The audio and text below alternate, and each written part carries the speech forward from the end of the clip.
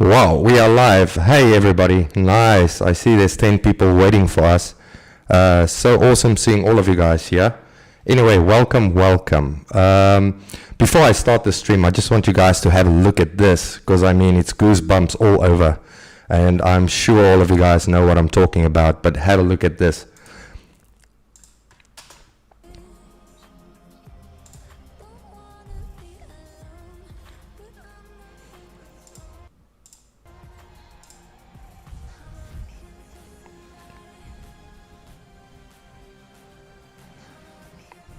Today is a big one.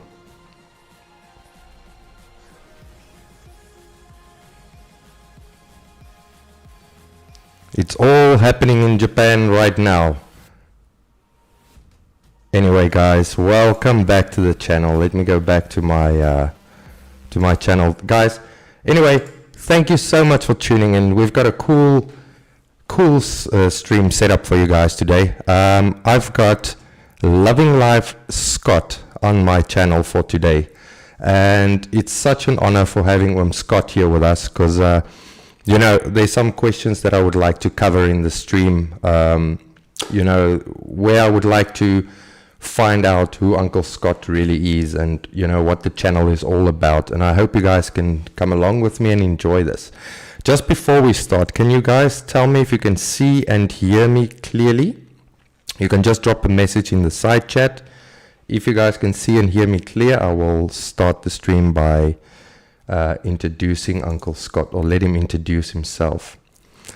I think everything looks okay. Uncle Scott, are you online? Hi, Gerhardt. Yes, I am. And can I use my traditional introduction? Say, goeiedag, fellow South Africans and citizens of the world. There we go. We're on. I'm doing very well.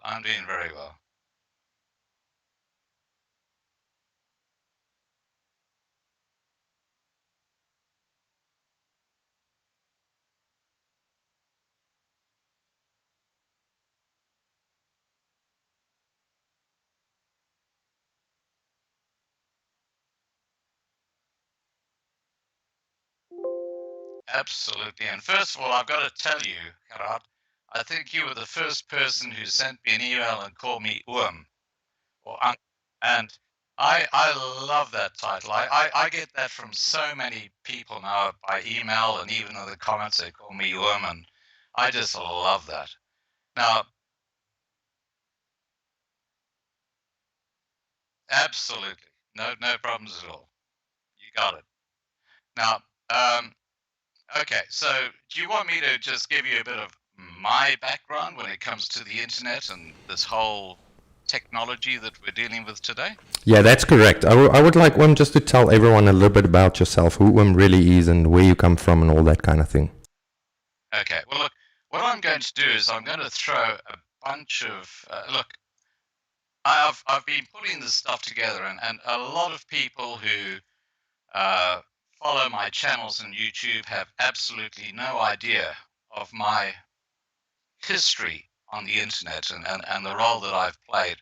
And I think it's time to actually put that out there. So I'm going to put a bunch of links into the side chat, and I'll just start off with this. And this one here is I was actually involved in computer-based marketing long before the internet came around, back in 1989, and I was doing things on floppy disks and working for companies like Telstra, Western Mining, just about every big company in Australia, including the banks. I was putting these little computer-based marketing disks out there. This is pre-internet. Because look, I'm an old fart, buddy. I'm just an old fart, okay? And as a result of what I was doing, I was approached by. I was living in Perth at the time. My sound is bad. Oh, are people hearing echo on my sound? Is that better?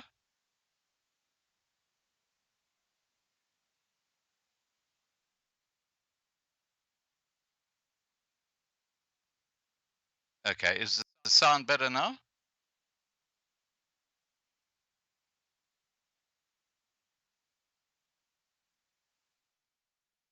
Okay.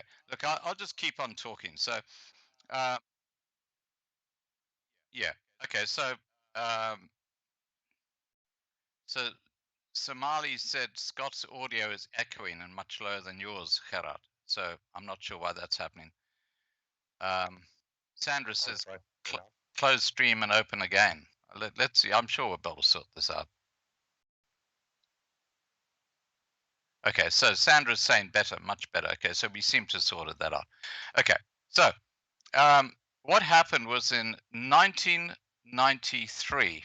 This is what, 26 years ago, when South Africa was still under apartheid.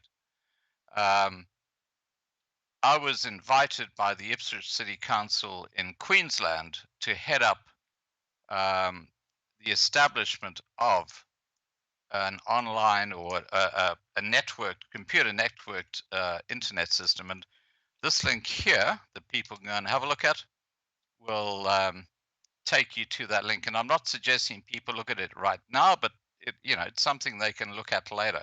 And the reason I'm putting this information up is because it gives, it basically adds substance to my history. And this has never been, I've never put this out there before. Now, after setting up the first internet municipality in Australia, this is back in 1994, I then set up the first online newspaper in South Africa, and this is archived now at the National Library of Australia as a historical document, and anyone can go and have a look at it. It's all there. It's all the information is there. And what I was doing was, I was way back then in 1995, I was actually taking on the mainstream media because I realized that the media that we get is just crap. It's a load of crap. A- And in 1999, I wrote a book called Murder by Media, which which well, that was a best-selling book, and that book was based on. Oh, by the way, I've got to tell you, huh, I have my scarf, and I'm showing my colors. There we go. I'm showing my colors. Go the box. Okay, so getting back to the book Murder by Media.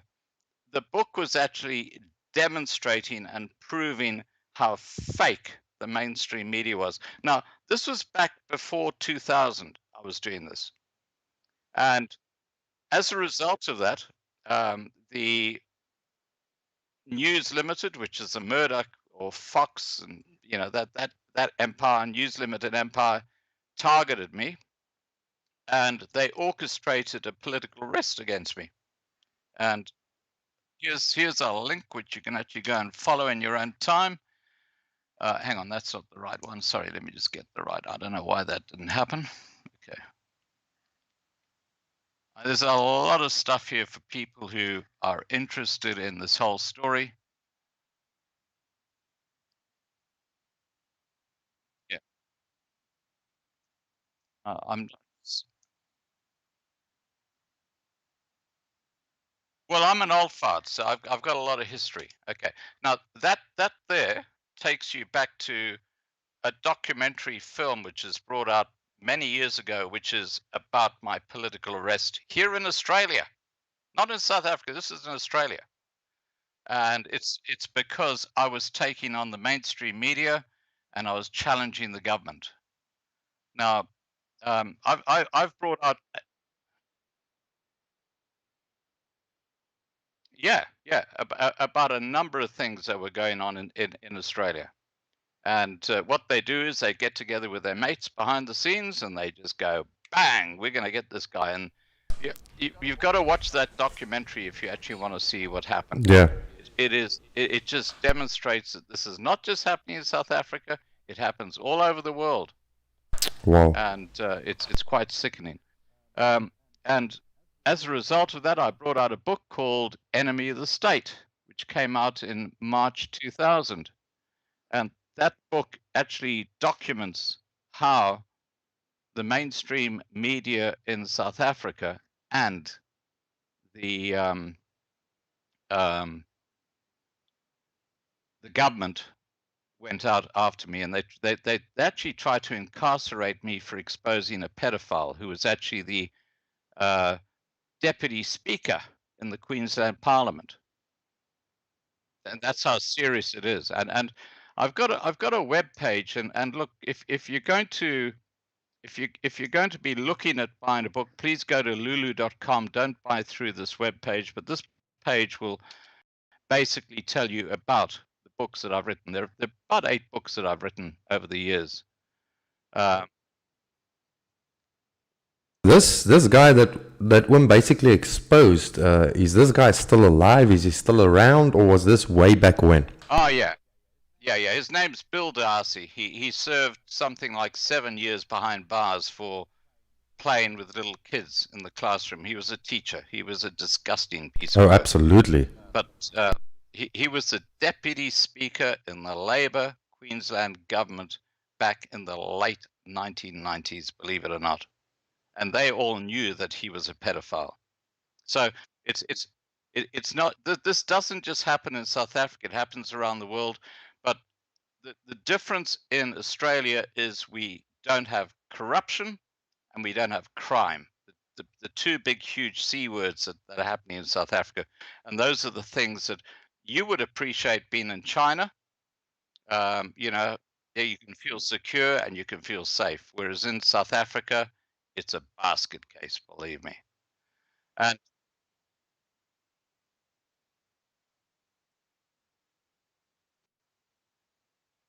In that, Uncle Scott, can people still get hold of them, or how does it work?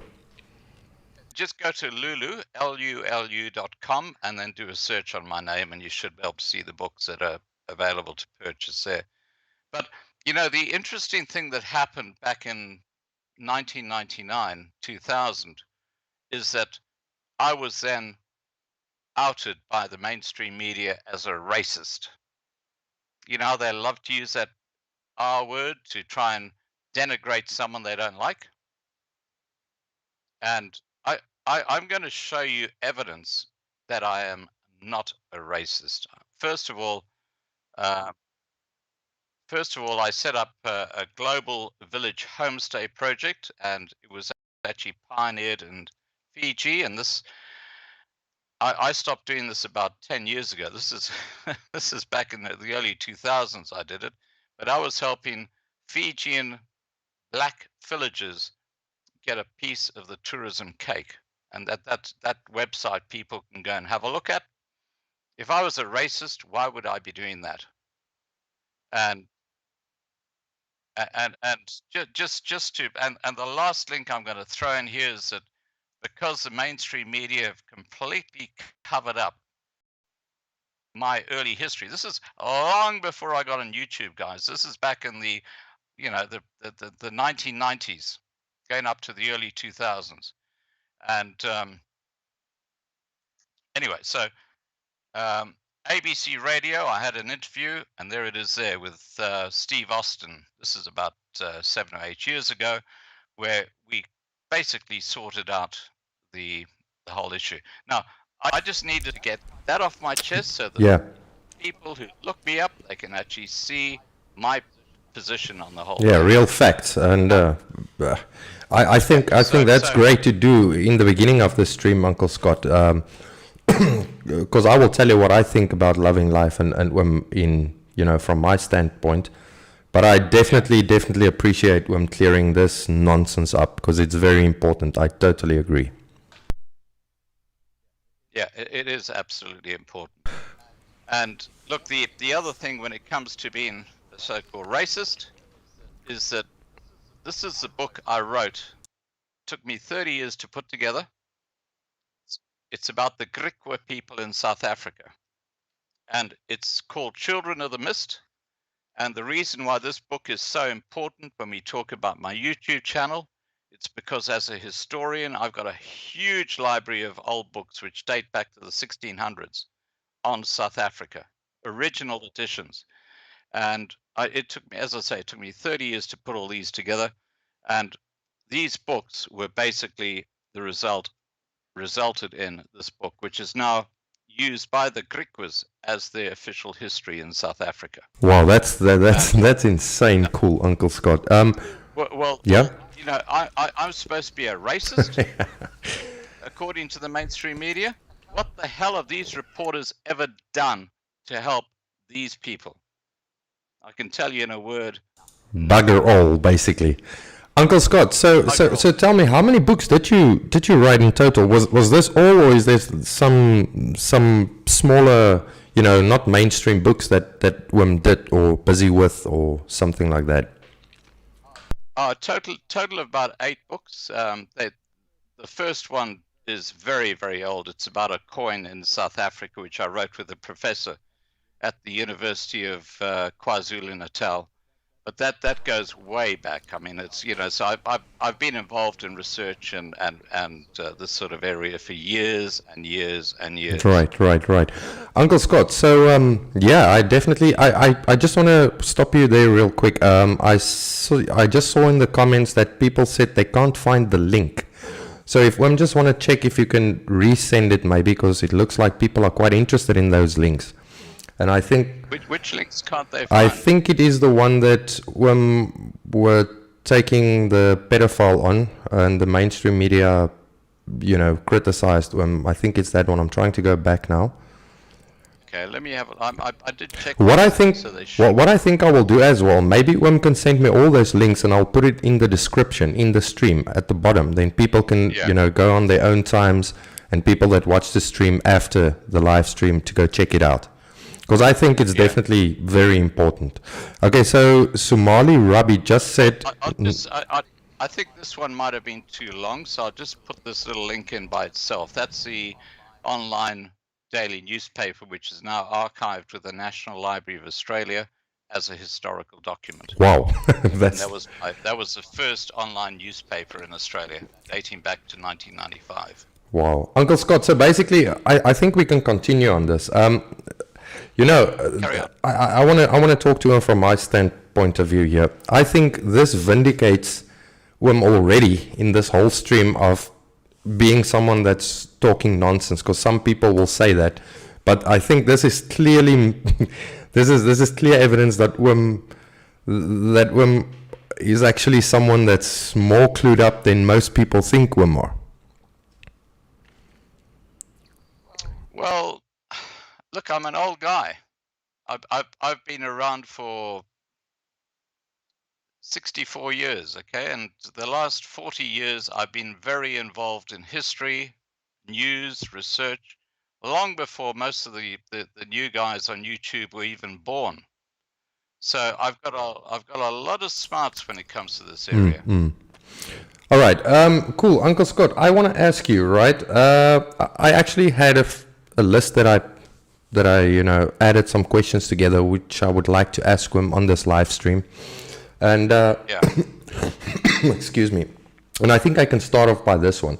Why did Wim Scott started the whole YouTube thing? What was the initial idea behind it all? Because I want to tell him now, when I came to China, there was no loving life. And I was scrolling one day through my YouTube, just videos, checking out, because I miss South Africa, obviously, and I scrolled through South African YouTubers and stuff. And all of a sudden, I saw this loving life. And I was like, what the hell is this? And I think when I first saw him, it was like 25 to 30,000 subscribers that time. And I was like, who is this guy? And I was trying to watch some videos, and I can tell him now that beginning of yours, that good day, fellow South Africans and citizens of the world, it was like a hook. And I was like, geez, I need to watch, I need to follow this channel.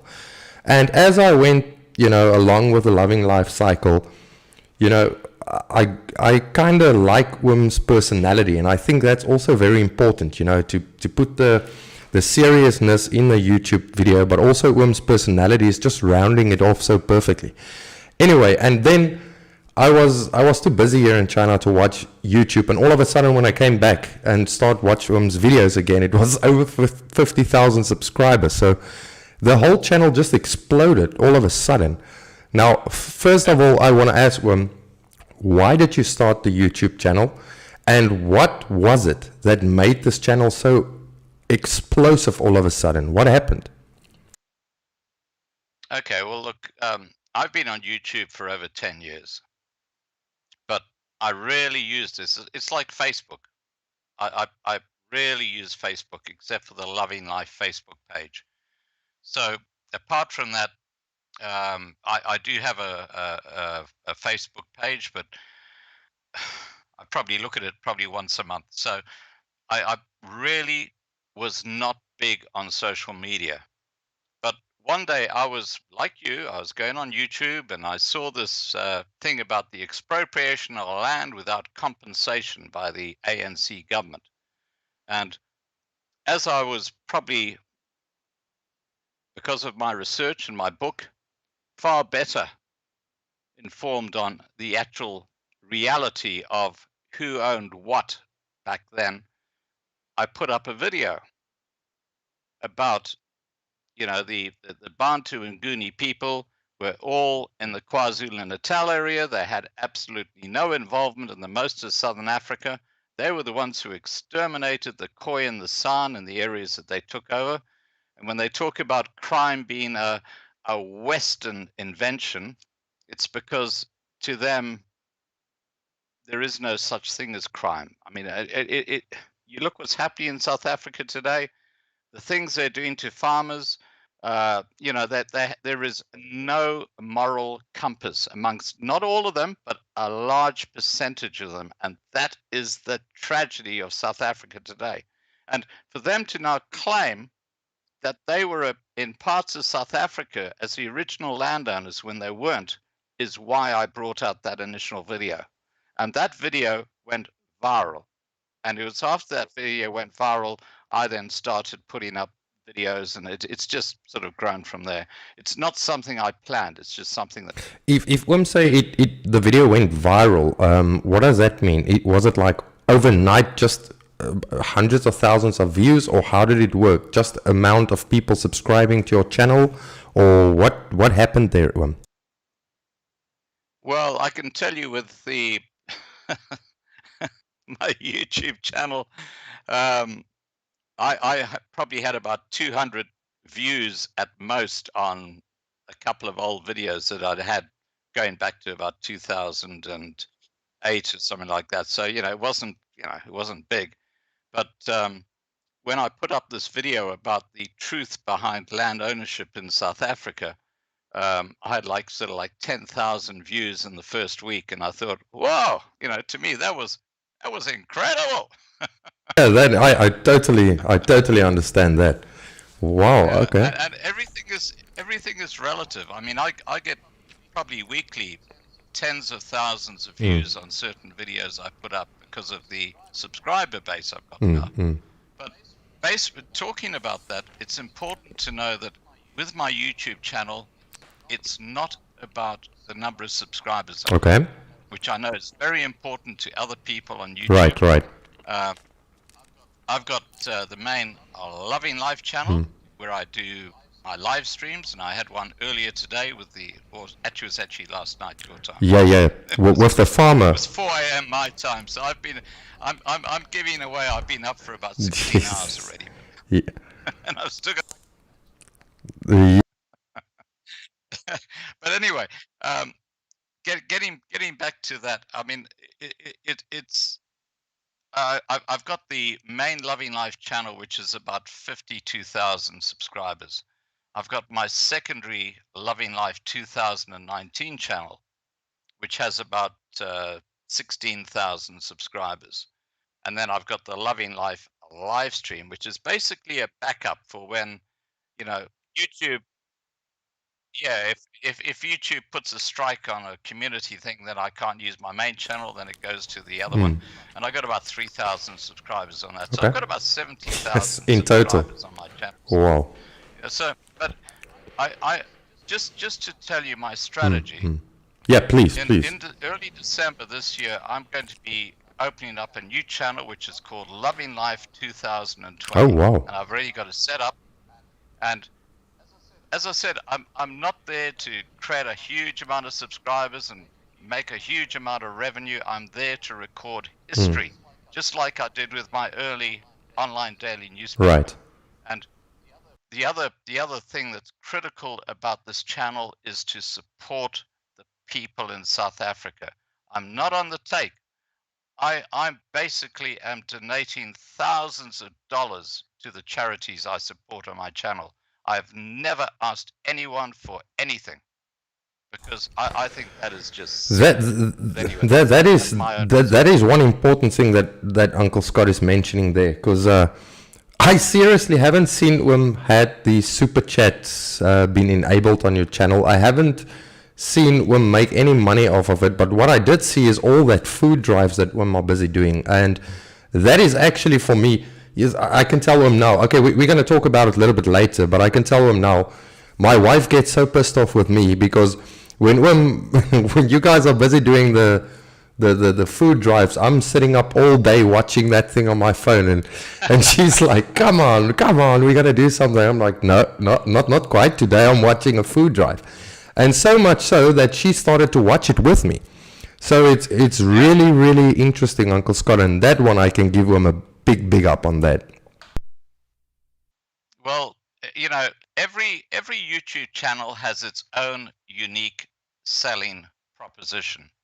And I'm not knocking anybody else's. I've had a number of people who've had a go at me, and I've never ever initiated a go at anybody on my channel. And I'm not going there. I'm just putting that on the record. And my channel is not about me making a buck.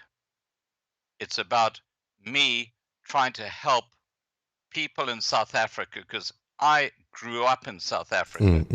I loved South Africa. Yeah. And it absolutely destroys me when I see what this ANC government is doing to South Africa. Absolutely, Uncle Scott. It's such an honor speaking to you. I would just like to listen all day long, but I'm going to go through some questions. Like, I think when explain to us why you started the YouTube channel, I have a very stupid question, but actually it's not that stupid if you think about it. But I want to ask why don't you use your Twitter account? Because I'm sure Wim has got one, Scott Balson. The reason I ask you, because Twitter is so much, media orientated platform.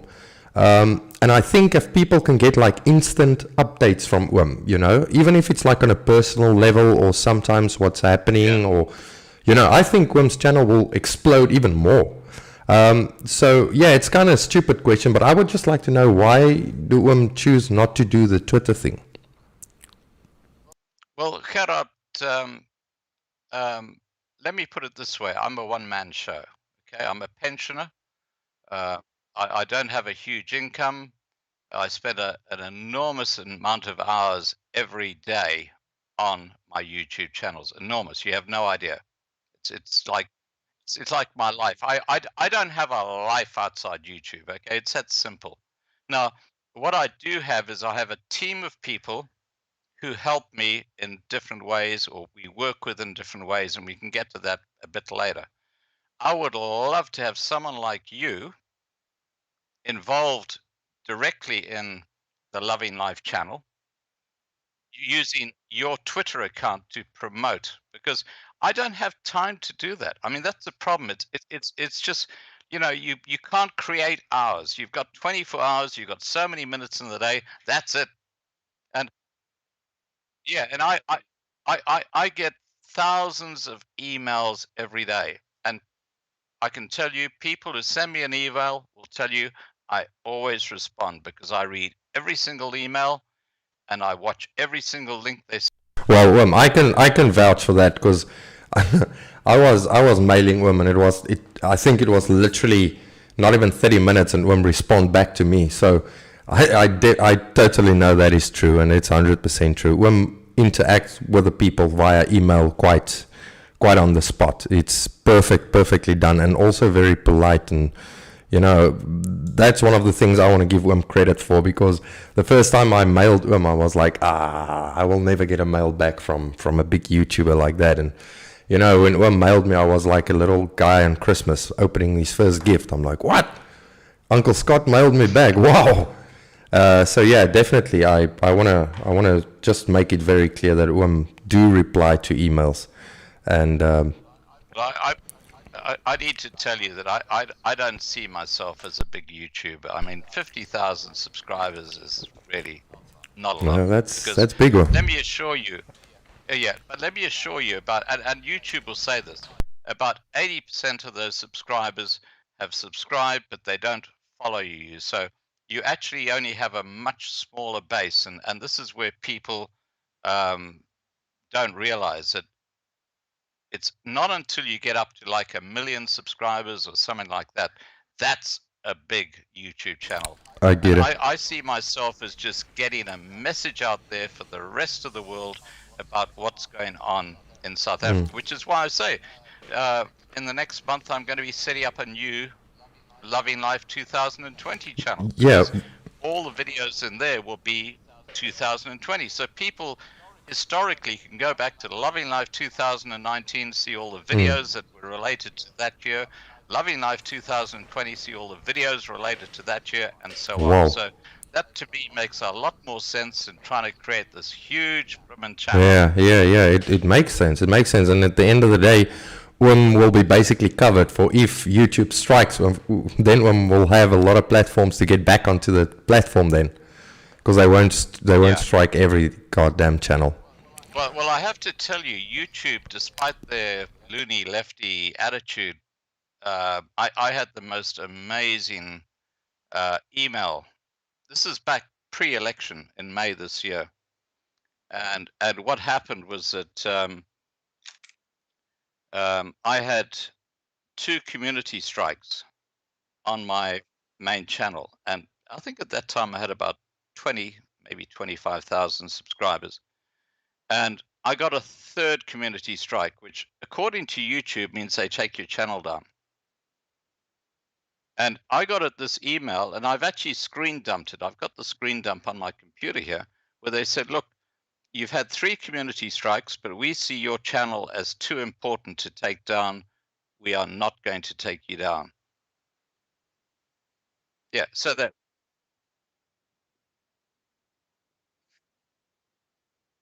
I have no idea. That's all it said. So it might be because historically the information there is something they want to keep on record. Yeah. Yeah. But that happened back in April this year. Uncle Scott, yeah, okay, that clears it up, and yeah, that's kind of cool if Wim would allow me to help you guys, because I'm totally a big fan of Loving Life. I want to make that very clear. Well, if you can help us on Twitter, we got a deal. 100%. Very happy to work. Done deal, Wim. Done deal. On the Springbok Day, final day. That's very good news. So, by the way, anyway, Uncle Scott, I want to ask you some few questions more.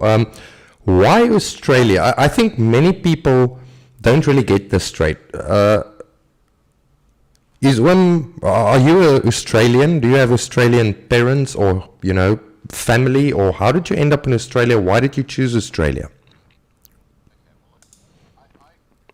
I actually was born in Dar es Salaam in East Africa, in Tanzania.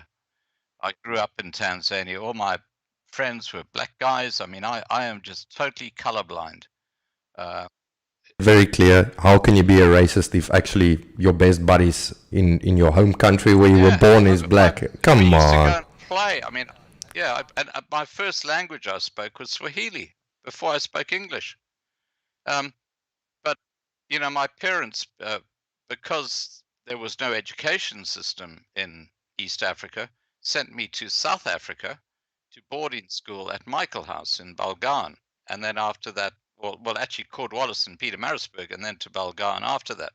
So I had 8 years interned, and I hated it in a boarding school. It was really, and I was teased mercilessly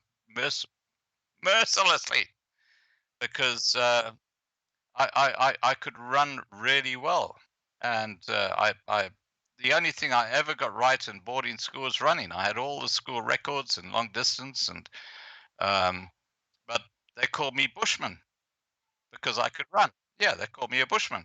So,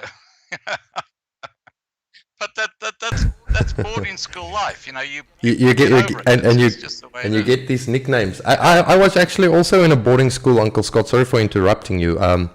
Because I'm originally from the Free State. I'm plat Afrikaans. So by the way, for people that, well, obviously you must know by my shitty English and stuff like that and my accent, but I'm plat Afrikaans, and I was in a little town raised Kroonstad. It's in the Free State, and I was also in a boarding school, so I totally get where you're coming from, telling me it was horrible. Because, you know, in my boarding school, I learned two things, only two things, and those things are to eat as fast as you can and to eat every goddamn thing you can. That's right. Well, at Michael House, we had a place called Scully's, and Scully's was a very, very dark and horrible place. In the hierarchy at Michael House, this is back in the 1970s. Okay, so we're looking a long time ago. You know, over 40 years ago.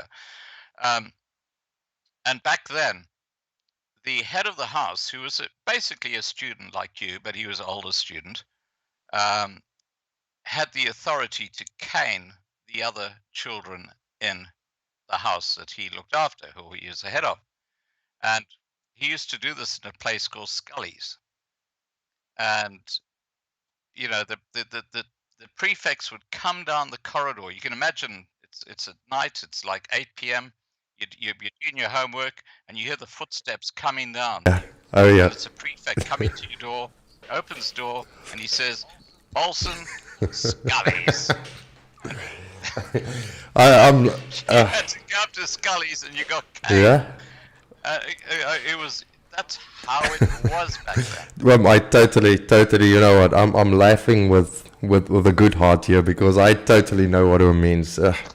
Boarding school, and look, I'm a little bit younger, obviously, but I can tell them now in the Free State, the old vibes are still living, if you can imagine what I'm talking about. So, yeah, we were treated quite badly in boarding school as well, military style, if you know what I'm saying.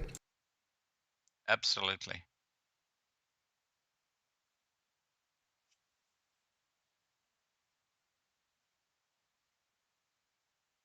Figure out here. So when you are a legal resident of Australia currently, right? Yes, I am. And why I went to Australia is because it's like South Africa. It's south of the equator. Right. Perth, the climate is very similar to South Africa, but I now live in Queensland, and that resulted because of that global infolinks I was talking about earlier with the internet and stuff like that. That's why I moved over to Queensland. But I've been in Queensland since 1994, 25 years, same time as when South Africa went democratic. The whole. And I have never regretted coming to Australia. And in a word, 2 C words. Yeah. Very little crime, very little corruption. And if there is crime or there is corruption, it gets dealt with instantly. And whereas in South Africa, it's completely out of control. Well, I totally get what you mean as an expat here. We're going to talk about that as well in the last part of this stream. But I totally understand what we mean regarding safety and if there's corruption. I want to tell you guys what happened to a guy like earlier, I think it was 2 weeks ago, about a guy in China that was in the government that, committed corruption. I want to tell you guys what happened to this guy. But I totally get what we mean.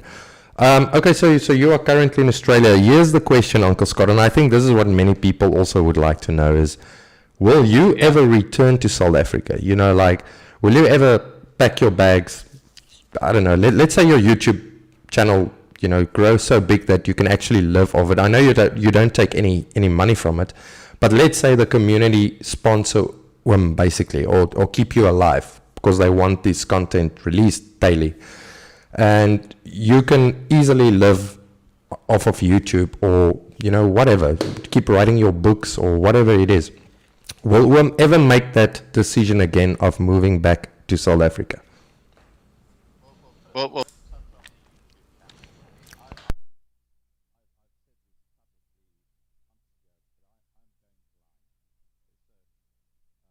Oh, wow.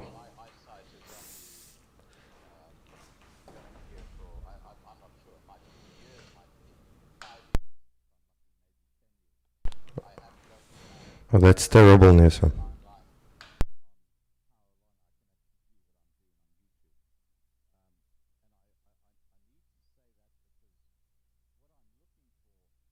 is people I can partner with who can continue the work that I'm doing. So, that's very much in the picture. Now, as far as going back to South Africa is concerned, will I ever go back to South Africa?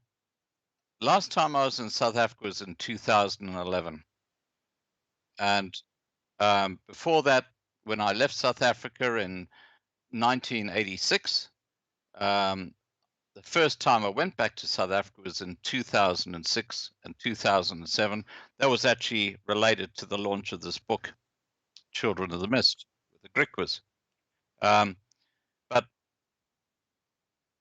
the way I saw South Africa deteriorate between 2006 and 2011, I actually made a decision in 2016 when I returned to Africa to stay out of South Africa. I actually flew into Victoria Falls and then went north up to where I grew up in Dar es Salaam in East Africa, saw Serengeti and places like that. But I stayed out of South Africa. And I did that because I just felt that you would not be safe in South Africa because there's this melting pot and the politics. You look at the parties like the EFF and the BLF and these guys who get away with saying whatever they like. The South African Human Rights Commission say, oh no, that's just creative speech. That's fine.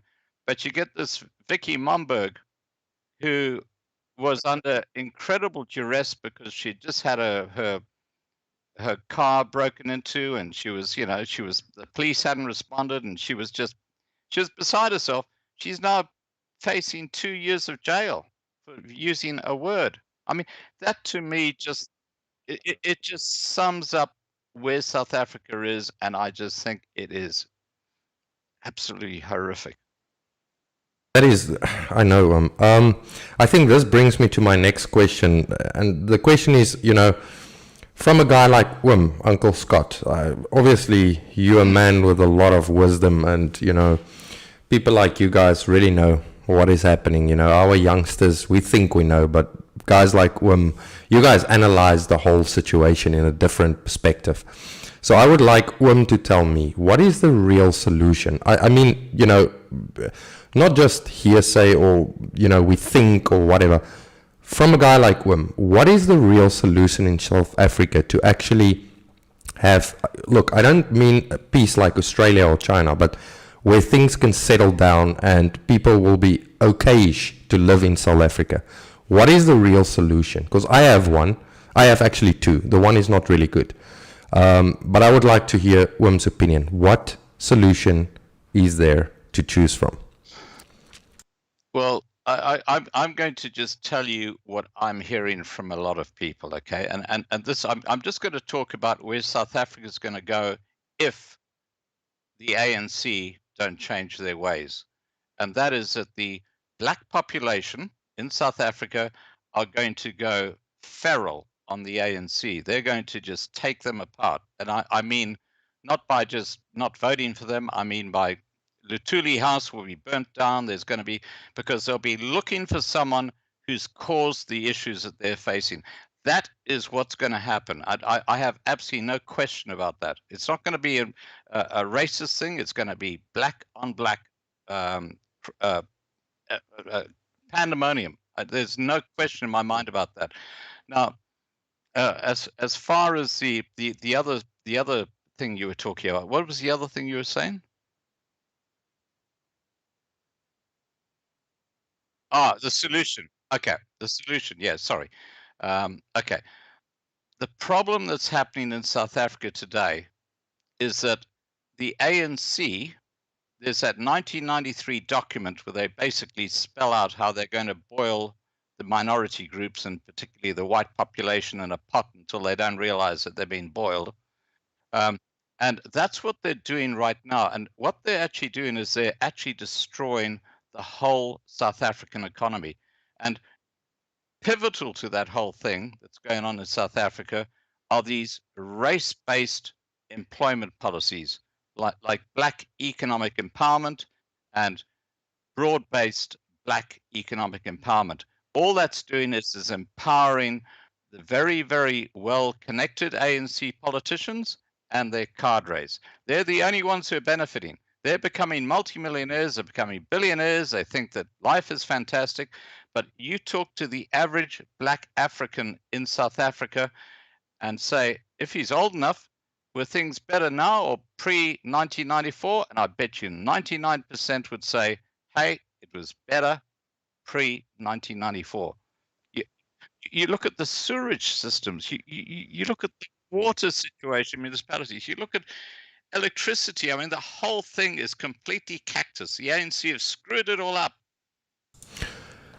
Oh, okay, Uncle Scott, I'm going to leave this scene on me and you, because I see some people says we lose some audio now and then if I switch between the scenes. So this is how the rest of the stream will look like.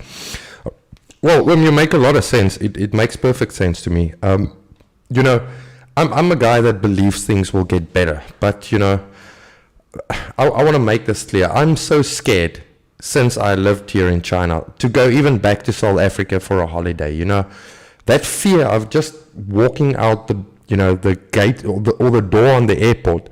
Once you put your foot outside the airport, you're in danger till you return back to your goddamn country where you live abroad, where you are an expat on.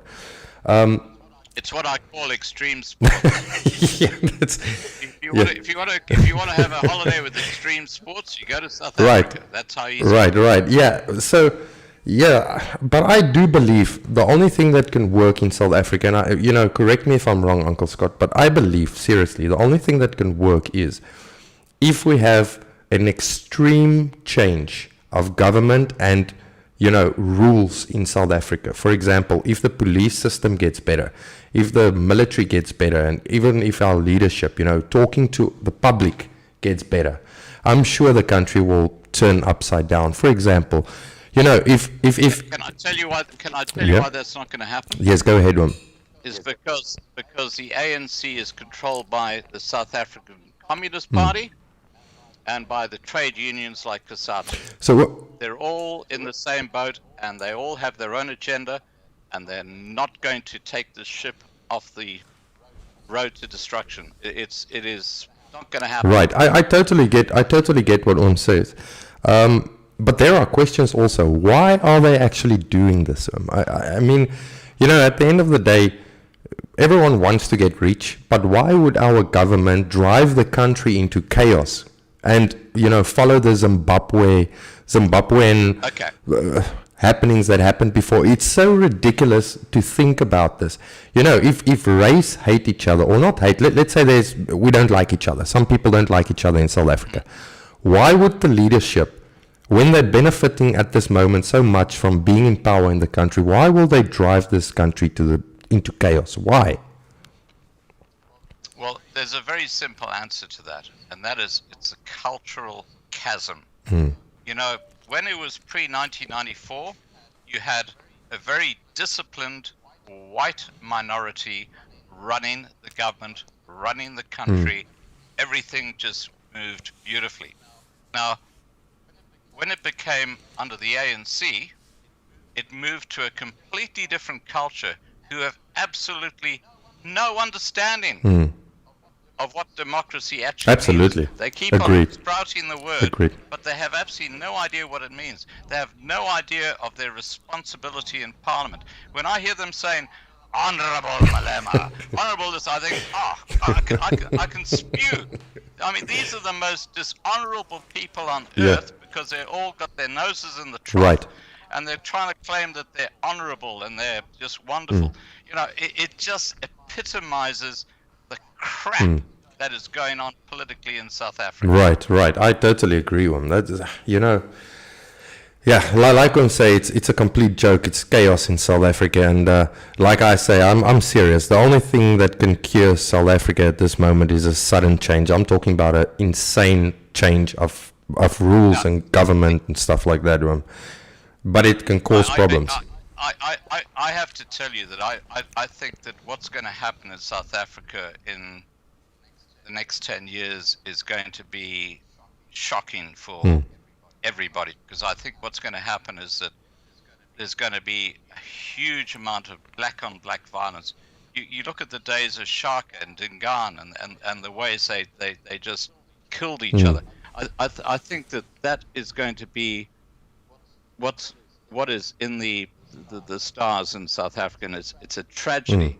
But Moody's today reduced the rand to negative. They haven't actually put it to junk yet, but that's the next step. And they put very fast. They put in very strong premises saying if you don't fix this, you're going to be junk. Now, if the rand goes to junk, let me tell you what's going to happen. You know these SASSA social cards? Right. They're going to say, no, you can't pay those anymore because you've got to start saving money. And now you're going to have something like 10 million blacks who are starving. And that's where the problem starts. I totally get one. That's where the problem. Because if I was starving, I'd go and Of rob course. my neighbor. Okay? Of course. Because starving. Now imagine 10 million black people on Social Security lose that benefit. Can you imagine the impact of that on the country? It's going to be hell on earth. I totally understand where I'm. Yeah, I totally get that. That's actually weird. I don't know if Wim watched the news. Well, obviously you are doing news all the time, and I actually saw you posted a video. What do you feel about this whole illegal immigration thing going on in SA right now? Look, there's one reality about Africa, and that is that the tribes are tribal, okay, and they will attack each other For culture purposes as well? Sorry? For culture purposes as well? You mean they can attack each other because... Not necessarily that, but I had a very interesting discussion with that beekeeper just a week ago, where he was talking about how if a bee goes to the wrong hive, it gets killed by the other bees. Now, in South Africa, the only thing that's stopping these tribes actually, getting into full-out war against each other, and I'm talking about the blacks, is because there is just the remnants of politics and a judicial system. Right. But if you look what's happening with the South African police service today, they watch as people loot. They're becoming irrelevant, and the Africans are cottoning onto this. So I think that what's going to happen, and it's desperately sad, but I think what's going to happen is that you're going to have a huge civil war between black tribes, because they are tribal. That's who they are. And that's where people in the middle will get hurt as well, and some of them will. The white. Exactly. I'm talking. Because when they need food, they need something, they're just going to say, "There's a soft target. Let's go and attack." I totally get what one means, and oh my lord. Well, we hope it doesn't get to that, but by the looks of things, it's fast. It's on a fast track to there. When we're just saying the police are just watching while the people do the looting, I actually watched one of Wim's videos where I think there was a small video attached to it where the police guy literally turns his head around when people just storm into a little business and just carry out some, I think it was like toasters, it was appliances. And the police dude were like really just turning his head the other way around. Like, it's okay. Just go in. Go in quickly, get it done, and then I will look back. I was like, what the hell is happening? And the sad thing is, we have a minority sitting in South Africa, Christian. I don't want to go into the religion thing, because people don't really like if I do that, because I'm a strong Christian. Everyone knows it. I'm speaking openly about it. But it's sad for me to know, we have a minority in the middle that goes to church, good people, good-hearted people, work hard to contribute to the country. And they need to see these things. And I'm not talking about the adults, I'm talking about they have small children. And these things are so openly around them. This is mentally destroying youngsters in South Africa as well. And that is very, very scary for me at this moment. I'm totally against, small kids going through this hell of what the government is creating. If people don't like each other, like go to the backyard, go sort each other out, But this thing is dragging on so long in South Africa, and they are busy hurting the culture, the Afrikaner culture, the minority culture. And that is problematic for me.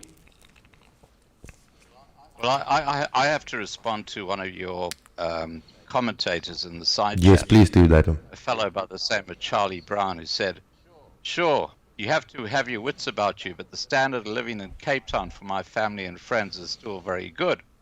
He goes on to say, these two are delusional, sitting overseas, suffering from travel anxiety. Oh yeah. I knew this is coming. Now, let me tell Charlie Brown something. You are delusional.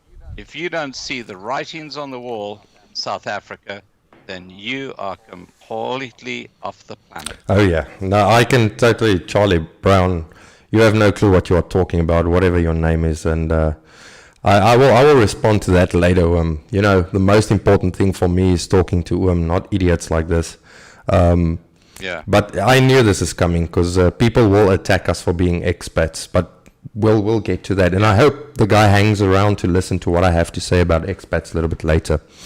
Uncle Scott, I want to move on to your Loving Life channel. You told us a little bit about yourself, and I really, really, really think you're such a legend in the game at this moment. And even coming onto my channel, I want to say publicly, this is amazing for me, such an honor.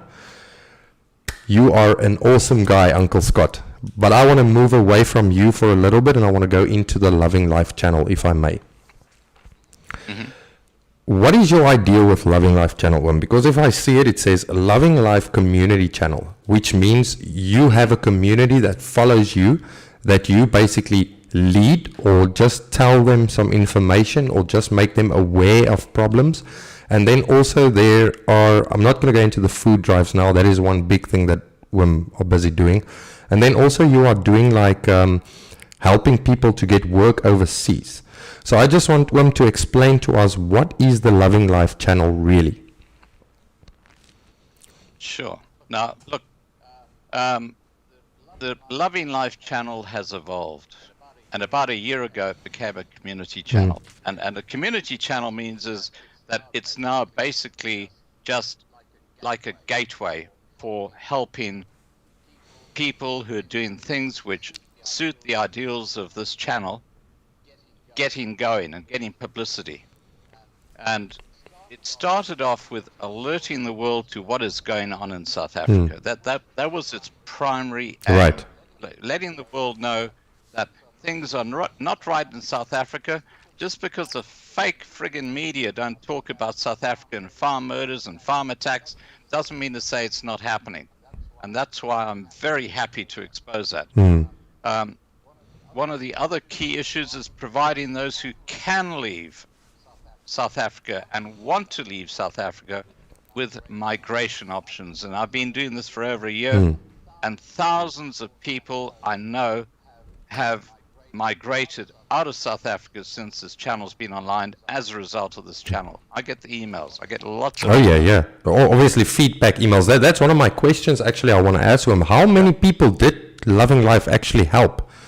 Do we have some sort of a record or something, or estimate how many people actually left South Africa because UM helped them? Well, before we do that, let me just go through the other objectives of the channel. Yes. Okay, another key objective is assisting those who cannot leave with support. And you mentioned the food drive we're doing in a couple of weeks' time on the 16th of November 2019 at Williston, which will be covered live on my main Loving Life channel.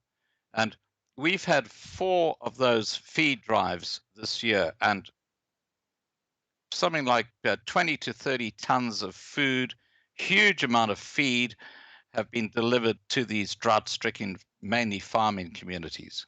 So supporting the farming community is another key objective of this channel.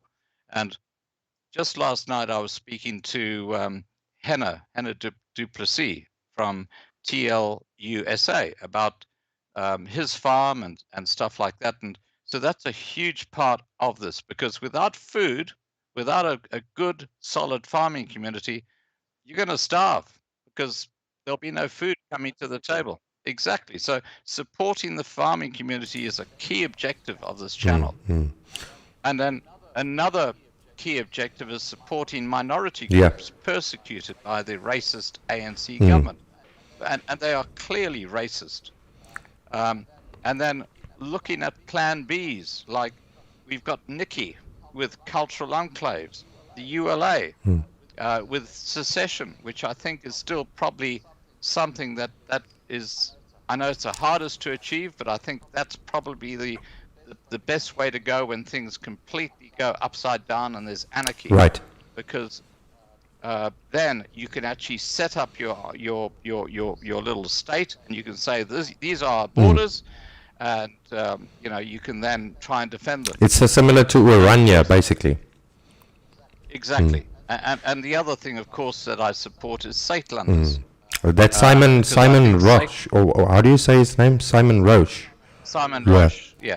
And the reason I suggest Saitlanders is because if you're just like a family in Johannesburg or Pretoria or something like that, and you don't have time to even think about a plan B, they will bring you into their plan B. They will assist when things go south. Yeah. So if things go really pear-shaped, you can then go and join them and hopefully escape with your family. So basically, Loving Life is a channel that makes plans and help people. It's not. We're trying to cover every single minority person in South Africa, from those who can escape the country, from those who are living in squatter camps. It doesn't matter where you sit on the scale. We're just trying to help everybody. We're not here on the take like other people on YouTube. We're here to actually help people. Yes. And, pivotal to all this is building a trusted team, which is why it's a community channel with people like Patrick from Farmers Angel. Aid, wonderful guy. Davy, who's a farmer at Bulfontein, fantastic guy. He's donated tons of maize to these white squatter camps. Nikki, who's involved in the cultural enclaves. Marlena, who does a fantastic amount of work for me with organizing live streams and putting me in touch with people and emails with links. Chris, who's from Boere Droog to help, he's done amazing Dwayne. work. We're now working with Gift of the Givers. They're actually coming into our team. They're going to be involved with our Williston Drive on the 16th of November. And then, of course, Sean, who's in New Zealand. Oh, wow. He's like the brains, the IT guy in the background. We're going to be releasing some products soon, which are like mugs, Nice. T-shirts, Some merch, yeah. a whole range of things. And like Bonnie Hutt, who's produced these 5 amazing paintings of the Big Five. Yes, I saw that. And they're going to be on our products. And so it's a team. It's a team of people. And there's still some, it's like a jigsaw puzzle. There's some missing pieces in this team. And I could certainly see you fitting in to one of those pieces. Well, that's amazing news, and I would love to join that. Definitely. Yeah. So basically, the Loving Life channel is a mean team. This is people working together, helping people. People that come and blame Uncle Scott for being racist have no idea what the hell they are talking about. These are people, minds putting together to help minority groups in South Africa to give a good cause to people. And you guys are just using the internet and this platform to communicate to them. Exactly. Yeah, you will always get these idiots out there, Uncle Scott. And this is where I'm going to ask you, can you show us that little troll of yours that we can tell this Charlie Brown what he really is? Because that is one of my favorite parts in Oom's streams and channel. There we go. There we go. The trolls. Yeah, there we go. Uncle Scott, yeah, yes, that's amazing. So basically, I've run through my most of my questions. I think we're going to move on to the third segment, and that is where I want to ask or talk to about expats, because look what happened earlier in the stream. People were attacking myself and Wim for no absolute reason. Okay, there's no reason. I think it's ridiculous, but let's do this slow and then we move into covering that. I want to ask Uncle Scott, what do you think, what impact do our expats abroad have on South Africa? And I'm talking about economy and that kind of things. Do we have an impact on South Africa, negative or positive, or both? Well, look, the reality is most expat South Africans, once they leave South Africa, just say that door's closed and they just forget about it. They don't care about what's going on in South Africa. You know, the suggestion that people like you and me who are taking an interest in trying to help people with options and alerting the world to what's going on in South Africa and calling us like we don't know what we're talking about and stuff like that. It just shows how brainless those sort of people are, because we're not doing this for glory. We're doing this because we care. We care about people who've been left behind. And most expats, unfortunately, don't care. That's the tragedy. Well, I want to add on to what I want to add on to you where you say we care. That's 100% right, but also we know better at this moment because we are living here. We've been in South Africa, we've been abroad. Yeah. We know better. We know where it's more safe, where there's more, opportunities, where we can see our little minority culture grows. I can definitely, I don't understand why people don't get this. I don't understand this. Well, the people who just, I as you say, I can't get my head around what their thinking is either. But all I know is that my intentions are honorable. I am trying to help those who are left behind with options. And that's the whole idea. You can speak to any of my key team, like Nikki with the cultural enclaves. She'll tell you, I get so many emails, and there are people who are destitute. They're homeless. A mother with 2 little kids, homeless because of BEE, not because she's not working. It's because of racist BEE. And what I do is I put those people in touch with Nikki. Nikki speaks to them, and we try and find a solution for them. We get them out of that vulnerable position they're in. Oh, yeah. And, for people in South Africa to suggest that because we're doing that, we're the cowards for leaving South Africa, they should hang their heads in shame. Absolutely. I totally disagree with them. Now, here's my thing. I have said it on my streams, but I want to tell them about it, and you can tell me what you think. Yeah. I think that expats do more for South Africa than what stupid idiots think we do. Okay, for example, if we leave the country, yes, we leave on a sore heart, most probably, for better life, a life, and maybe because, we are just tired of all this crime and living in fear kind of thing. But we leave the country, and this creates more work for local people staying there, number one. Number two, we live abroad, so if things go south in South Africa and they cannot reach like the Suidlanders or, things happen very fast. We as expats on these platforms are easy to get the message to the right people. Because if things go south, people don't understand that all communication will be shut down. I'm one of those believers. All communication will be shut down. It will be a total blackout, where we have families back in SA where we can get the message out and most probably save some people. And the other thing is, this is a main thing that I believe in, but people will never understand that hasn't been abroad. If you leave your country and you go live abroad, you learn so much about other systems, other way of thinking, You know, I live in China. This is many people will disagree with me on my chosen country where I stay in, but I can tell them now the system these people run here is amazing. Everything is perfectly easy. It's so much. It's so effective and productive. Everything is working so well. It's a well-oiled machine, and the government gives it back to the community constantly. They constantly work on how to make it easier for people. Now, I have thought of this idea before. If I can take some of these ideas that I learned in China one day back to South Africa, I promise them now things can change over there. And this is not only me. We sit with many expats living in America, Australia, New Zealand, China, where the hell ever they are. All of us learn a little bit about that country, and one day when we will return, most probably, we can implement this, this small systems into the community, and it can catch fire. So my belief is expats are not cowards for leaving. We are actually, we are the second platoon, if you will. You get the first platoon, which is the people on the ground in South Africa, and then you get the expats, which is the second platoon. We gather all information, we work from outside South Africa, but we never forget the people in South Africa, and we are not cowards for running away.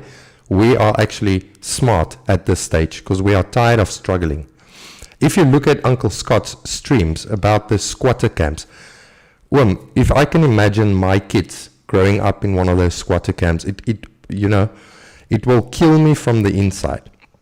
And that is one of the reasons I left South Africa, because me as a white guy, do you think really I will get a job that can cover my whole family in South Africa at this moment with the BEE and all that crap going on? Absolutely no.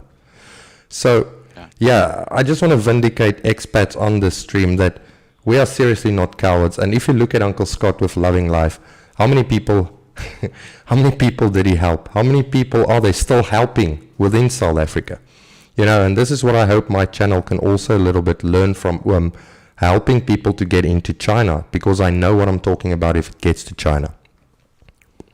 Okay, now we'll get back to China in a second, right. But I just want to address this issue about the expats. There are two groups of expats, or three groups of expats. 90% of expat South Africans leave the country and they say, goodbye. That's it. They're gone. They do absolutely nothing to help those left behind, okay? Then you've got about 10%, or about 9.9% of expats who've got family or friends still in South Africa, and they communicate and they talk and they try and help if they can. And you've got this 0.1%. In fact, I'd say it's like 0.001%, which is like Gerhardt and myself, who are expats in other parts of the world, who are constructively trying to do something to help people in South Africa. So for people in South Africa to say, hey, you guys don't know what you're talking about, leave us alone, everything is cool, you're cowards, you left South Africa, that they've completely lost the plot. Now that's the first thing. And the second thing I'd like to say, Gerhardt, is that, when I left South Africa in 1986, and I went back for the first time 20 years later in 2006. Yeah. And I was flying over Madagascar, and I could actually see, it was during the day, I could see the coastline of Africa appearing, KwaZulu-Natal appearing below me. And I just felt this incredible rush. It was like a spiritual feeling of coming home. Yeah.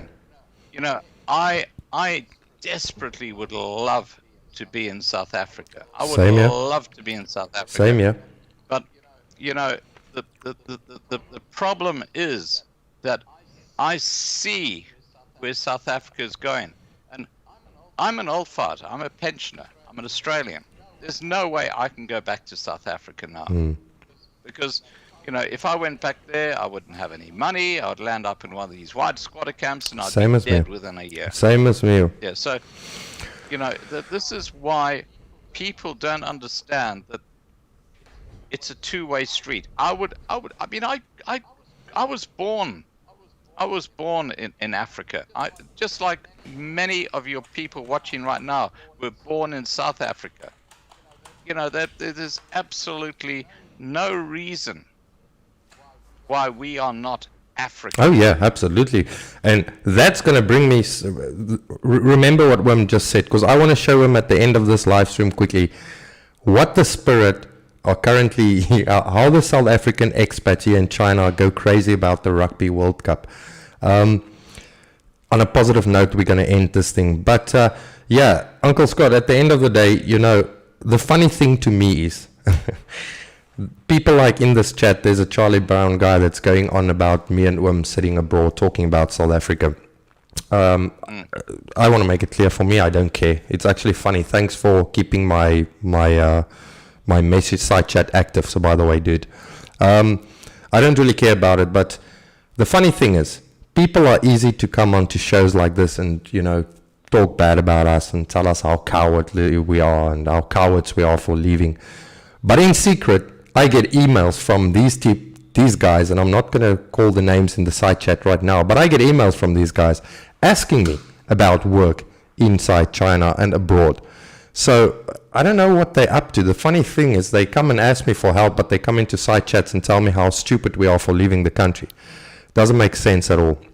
Anyway, I just want to say before you shut down the the live stream, have you ever considered that if you are a Chinese citizen, I don't know if you've become a Chinese citizen, but you could theoretically return to South Africa as an honorary black person and bypass the BEE quotas. Have you ever thought of that's that? the truth. Yes, I know about it. So my wife basically has more say in South Africa than what I do as a South African, because she gets seen as a BEE, she gets the BEE status where I don't.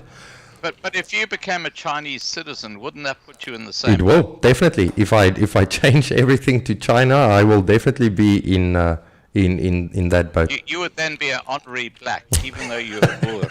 I mean, how funny. Ridiculous is that? Well, that is very good. That's funny, yeah, and it's totally true. Look, here's another thing. On top of that, I believe traveling is a career these days. So if you go live abroad, there's many countries. For example, Georgia, and I've seen this on Wim's channel, right? So I did a little bit of research about it. People don't understand in South Africa. Look, if you leave to Georgia, for example, and you start your own business, you can apply for citizenship. Once you get your citizenship, you can give up your citizenship in South Africa, change to Georgian. Once you're on a Georgian visa, it opens more countries to your benefit that you can go live in. So basically, it's a career you're working on. You understand? So it's the same thing if you work inside South Africa and you study in Pretoria, but now you move to Cape Town for work. Now you move to Joburg for work. You move around in South Africa to build your career up into a level where you can take care of your family. Traveling is the same thing these days. So people are very stupid seeing traveling and living abroad as idiots. But anyway, yeah. Can I just say also that you're a teacher in China now, aren't you? Well, I can tell you a little bit about this. I started off as the migration opportunities for teachers in South Africa. Tell us about that. Well, first of all, Uncle Scott, it's a big business in China. Now, I want to tell the viewers, if you've never been respected in your life before, by your own people even, if you come to China and you become a teacher in China, you will be respected on a high salary. And work here is they can't fill the jobs. There's too many work over here in China as an English teacher. And here's the beauty of it all. South Africa 4 months ago has just been passed in the Chinese law as an official international native English country. So basically, if you get to China, you will be seen as a native English speaker. You will get a job like literally when you put on your clothes, you don't even have to look very pretty here in China. You take your CV with you and you go find a work. That's how easy it is. You knock on the door, say, "Hi guys, my name is X, Y, and blah, blah, blah. I want to do some English teaching. There's my certification," and they give you the job on the spot. And I want to make it clear as well that you get high salaries for doing teaching jobs in China. It's not Mickey Mouse money. There's some people that gets up to 30,000 RMB. Now, for people that don't know, 30,000 RMB is about 60,000 Rand a month. And on top of that, you get free accommodation, like a 2-bedroom apartment. It depends on how you deal with your school. And that's where I come in, where I can help people actually get these kind of salaries and these benefits inside China.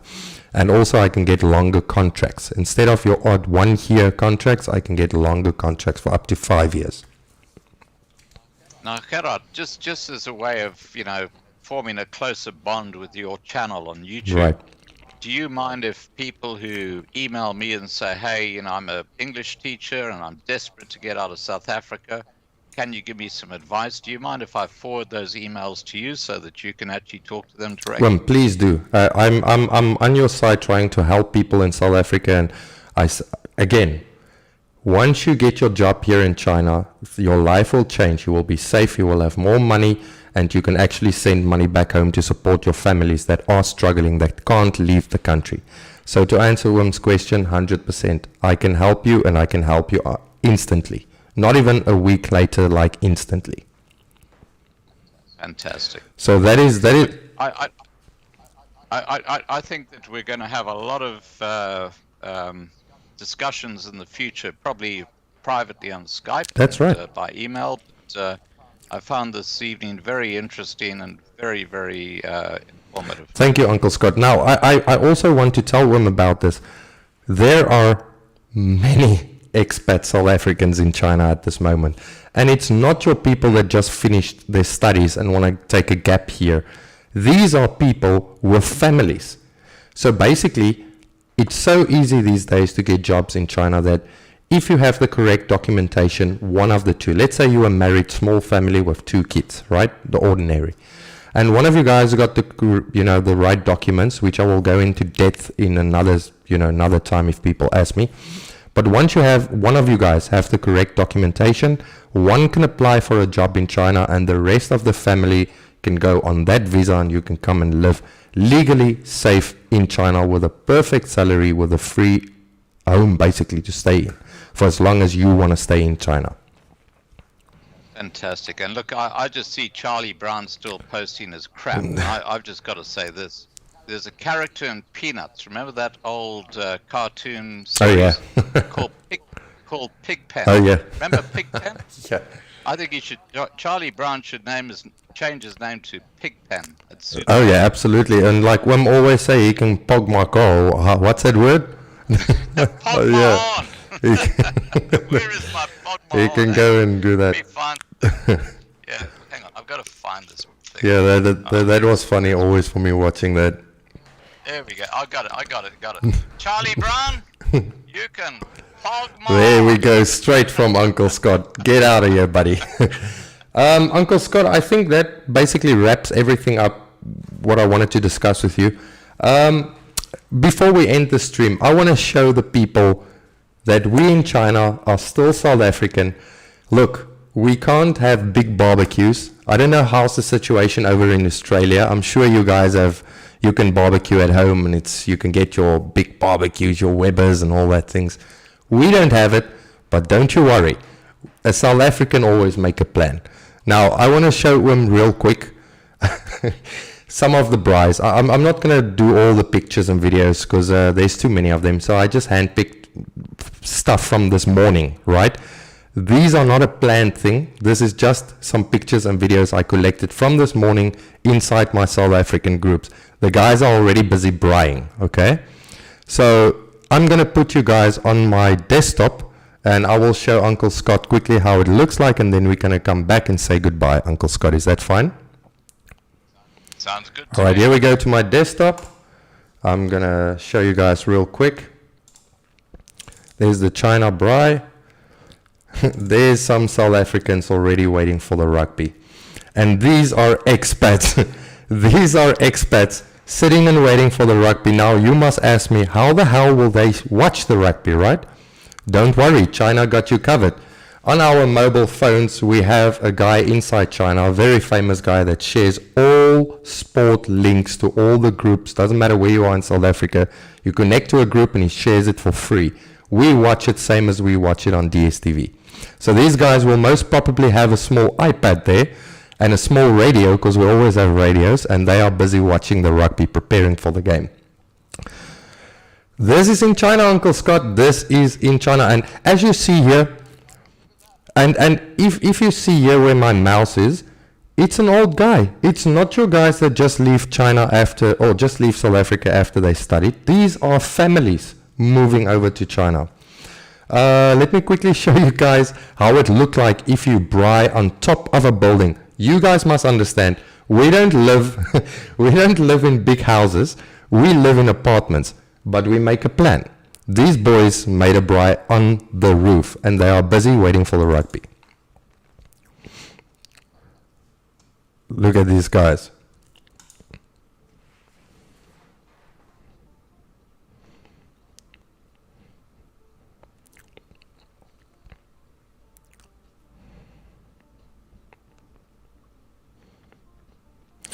And here you can see how a rooftop looks like in China. There we go, over the city in China. But we braai. Now, here's the funniest one, okay? Here's the funniest. I'm going to leave the funniest. I'm going to leave the funniest one for later. But I want to show you how an actual braai looks like. So these are that guys busy setting up. This is how we braai.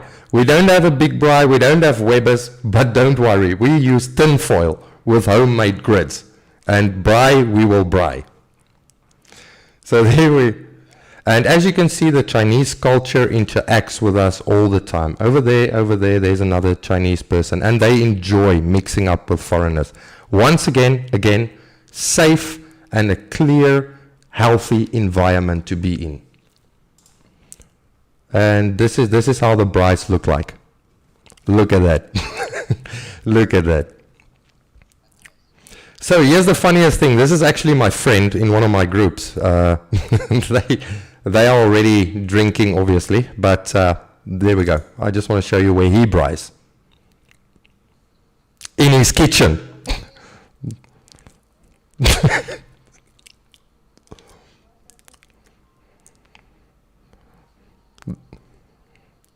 The guy is braaiing in his kitchen, and after, look at this brilliant braai vleis that he made.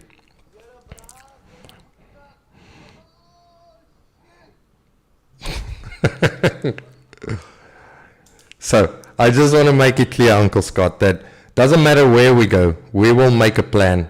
You know, the South African culture will never die. I just flipped the screen to open. Brilliant. That's brilliant, Uncle Scott. That's brilliant. We will braai. And Uncle Scott, I want to say you from China and everyone that will watch this video, we all love you for your work and keep on doing it. You've got a big fan from my end and hopefully working with you. Do you have anything in closing to say, Uncle Scott? Yeah. Ryan said, please wear the EFF hat. So there you go. That is everything for free. That is fantastic. The flea-ridden quality EFF hat. There you go. On Gerhardt's channel. Thank you so much. The fleas are getting to me, so I'm getting it off. Uncle Scott, thank you so much for coming on to the show. It was such an honor and pleasure speaking to you. And we're all going to watch the rugby from my side, and I'm sure Loving Life will tell you guys the same. We all love you. We're here to help you. You are not alone. We've got your backs. And boys, on that field today, on that war zone in South Africa. There we go, Uncle Scott. There we go. I've got my Trump hat as well. We all wish you well. Let's take that trophy back. Box. Go Trump. Uncle Scott, thanks for everything, yeah? Okay, Gerhardt, take care. Uncle Scott, have a good one. It's been lovely chatting to you. See you soon. And on Sunday night, 8 p.m., I'm going to be talking to Shock on my lovely... Yeah, actually, before we leave, tell us a little bit about the upcoming shows that people can hear it. Well, I'm talking to Shock van der Merwe, who's actually very involved in this issue with farm murders and farm attacks. Okay. And we're going to be talking, it's going to be a real people conversation on Sunday night at 8 p.m. But we're going to be talking about, what's going on in South Africa, his perspective on things and stuff like that. That's perfect, Uncle Scott. I just saw that part where you got the EFF hat on. Oh, that's brilliant. Anyway, guys, out of China, I love you all. Thanks for watching. And if you need any help, contact Uncle Scott. I'll drop his email in the description. I'll drop his channel in the description. And also at the bottom of Uncle Scott right there, you can see his Facebook page. It's at Loving Life Community. You will search him on Facebook and you can connect with him there. Guys, have a good day. Uncle Scott, thanks for coming on. Have a good day, sir. You're very welcome. And I'll put the links to those early internet stuff in your naughty box in Skype, and you can just chuck those below the video. I'll do so, Uncle Scott. No problem at all. Okay. Thank you, Uncle Scott. Out of China. Cheers, everyone. See you guys next time. Cheers, guys.